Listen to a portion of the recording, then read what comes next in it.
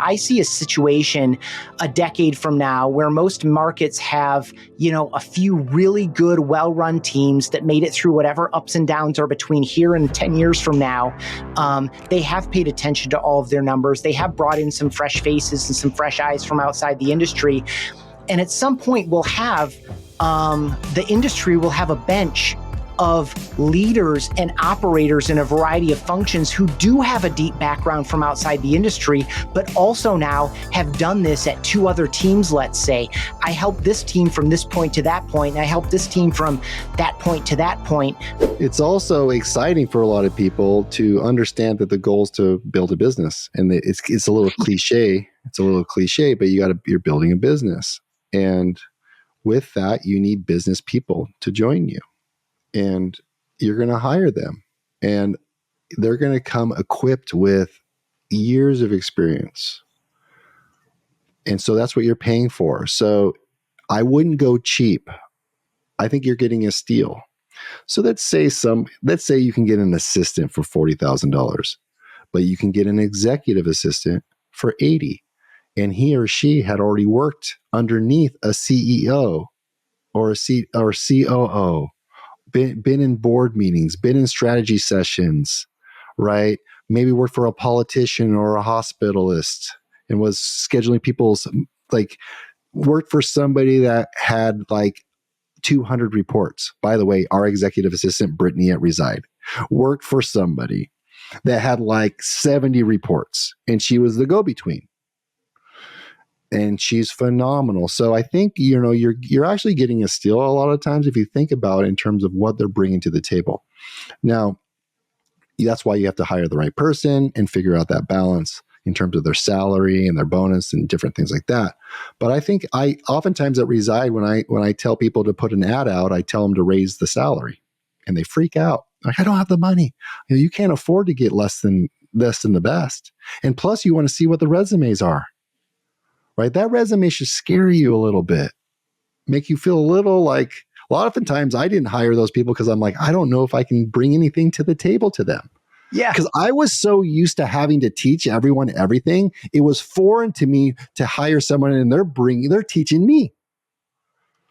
You brought so much to Follow Up Boss and Zillow. Unbelievable, right? And they gave you the autonomy to do your thing. I think this is what right? Isn't it kind of true? Yeah, it's a joy. Hey, dude, Ethan, run with it. We know your background. We know your skill set. We know your resources. And just let us know how it's going.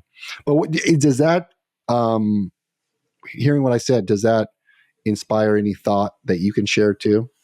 Yeah, absolutely. I think, and again, for staying on this push-pull scenario, a lot of people are looking to solve their next problem or capitalize on the next opportunity that's in front of them. And some of them are lucky enough to have that person alongside them. That assistant is ready because they've been proactive. They have been raising their hand. They've been solving problems before you brought it to their attention, or they're removing a bottleneck before you ever knew that it was going to, choke out a person or a process or, a result. But this idea of going outside, I think, is really exciting. And I think that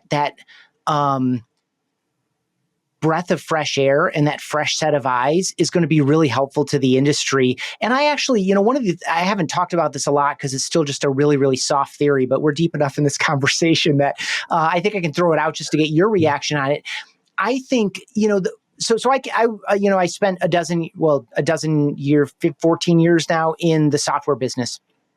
And of course, when the cost of money blew up a few years ago, that really changed the software business. So let's go back 5 years in it, when it was still flourishing and there's a lot of money in the space and people were, investing in growth.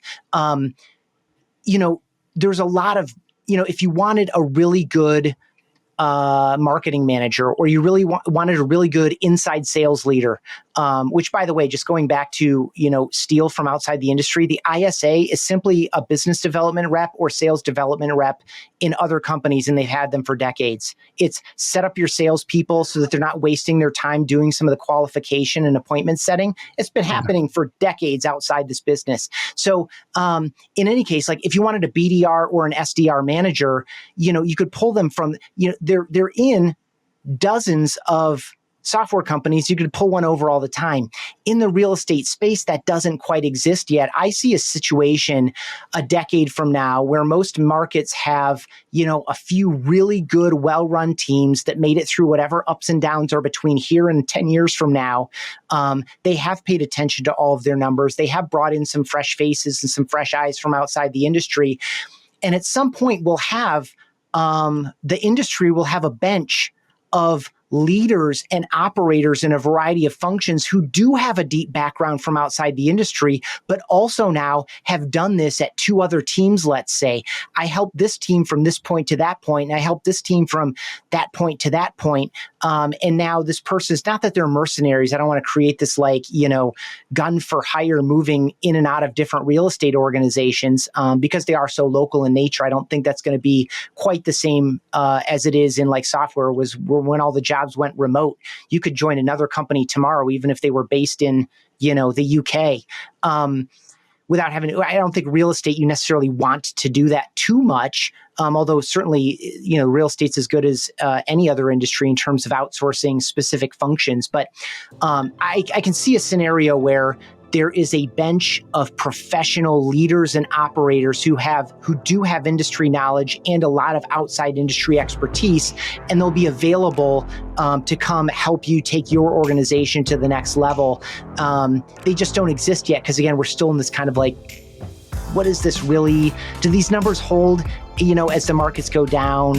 Are we going to overspend again as we go back up and get fat and happy? And, revenue hides all sins, essentially. So as that shakes out and we start to find out who's really running a really good organization, we'll start to sort out whether or not that can become a reality. What do you think about that idea of a bench of professional operators